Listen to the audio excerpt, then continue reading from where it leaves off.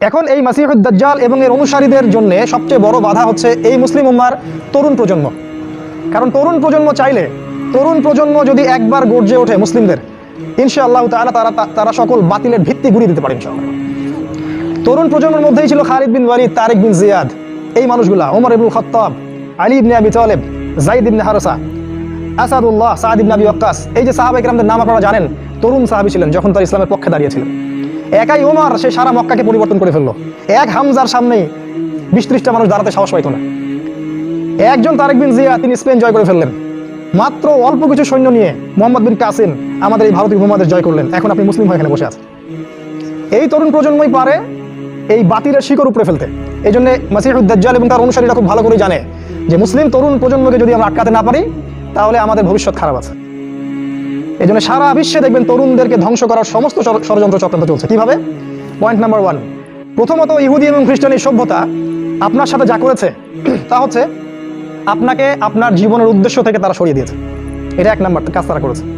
আল্লাহ পাক কোরআনে বলেছিলেন, ওয়া মা খালাকতুল জিন্না ওয়াল ইনসা ইল্লা লিয়াবুদুন, আমি মানুষ এবং জিনকে শুধুমাত্র আমার ইবাদত করার জন্যই সৃষ্টি করেছি।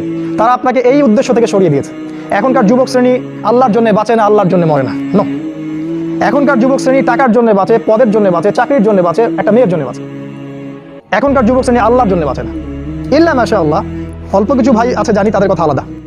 এটা প্রথম কাজ সেটা করেছে, আপনাকে আপনার জীবনের উদ্দেশ্য থেকে সরিয়ে দিয়েছে। আমি 100% নিশ্চিতভাবে বলতে পারি, আপনি যে যুবককে জিজ্ঞাসা করবেন যে বাবা তোমার জীবনের উদ্দেশ্য কি, কেউই বলবে না আমার জীবনের উদ্দেশ্য জান্নাত।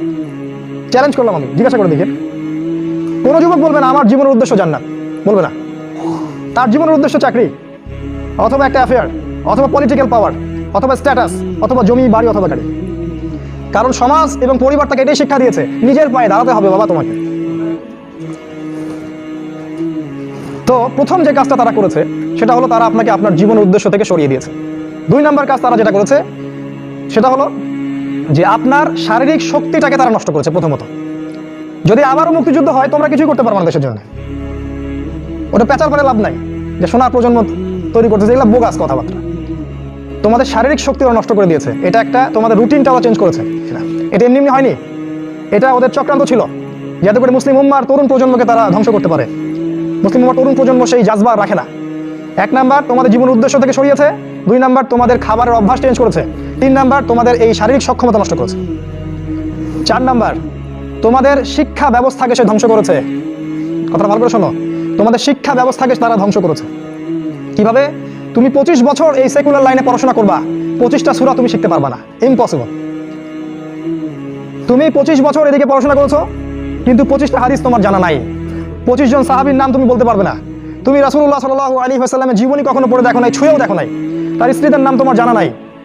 10 জন জান্নাতি সুসংবাদপ্রাপ্ত সাহাবীর নাম তোমার জানা নাই।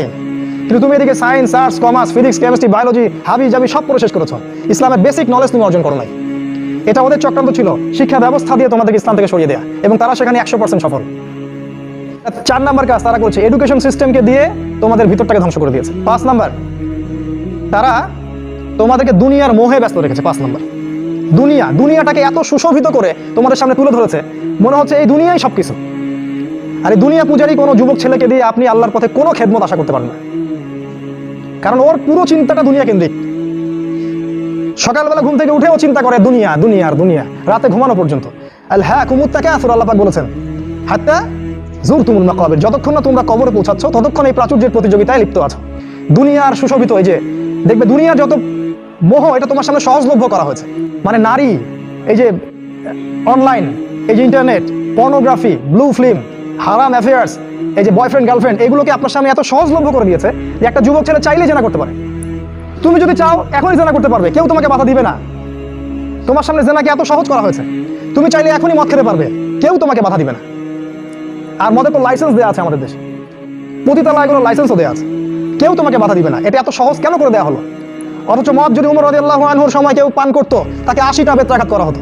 কেউ যদি জিনা করতো ওই সময় তাহলে প্রকাশ্যকে 100টা বেত্রাঘাত করা হতো। কোনো বিবাহিত ব্যক্তি যদি জিনা করতো তাকে রজম করে হত্যা করা হতো। কেউ যদি কোনো ব্যক্তিকে অন্যায়ভাবে হত্যা করতো তাকেও কেসাস করা হতো, হত্যা করা হতো। এগুলো তুমি আর দেখবে না। এখন তুমি দেখবে সমস্ত পাপ সহজলভ্য হয়ে গেছে। এটা এমনি হয়নি, তারা করেছে তোমার জন্য, যাতে তোমার ভিতরে ঈমানটা চলে যায়। কারণ পাপী হৃদয় নিয়ে তুমি আল্লাহর পথে দাওয়াত ও জিহাদ করতে পারবে না। কদ আফলাহা মান যাক্কাহা ওয়া কদ খাবা মান দাসাহা। যে পবিত্র হয়েছে সে সফল, আর সে ধ্বংস হলো যার ভিতরটা কলুষিত হয়ে গেছে। তোমার ভিতরটা কলুষিত হয়ে গেছে, তোমার ভিতরে কোনো রকম চেতনাই নাই আল্লাহর পথে দাওয়াতের এবং জিহাদের, এটা ধ্বংস করে ফেলা হয়েছে। কারণ পাপ করতে করতে করতে করতে তোমার ভিতরে কালিমা লেপন হয়ে গেছে। কারণ তুমি দিনে একটা বারো আল্লাহকে বলো না আস্তাগফিরুল্লাহ ওয়া আতুবু ইলাইহি। খেয়াল করে দেখবা কোরআন তেলাওয়াত শুনে তোমার চোখ দিয়ে কখনো পানি পড়ে না। কখন কি খেয়াল করেছো যে কোরআন তেলাওয়াত তোমার সামনে দিন রাত করা হচ্ছে, তোমার চোখ দিয়ে এক ফোঁটা পানি বের হচ্ছে না? কেন বের হচ্ছে না? কারণ তোমার ভিতরে সেই পরিশুদ্ধ হৃদয়টা নাই, তাসকিয়া নূরটা নাই, পাপ দিয়ে ভর্তি হয়ে গেছে।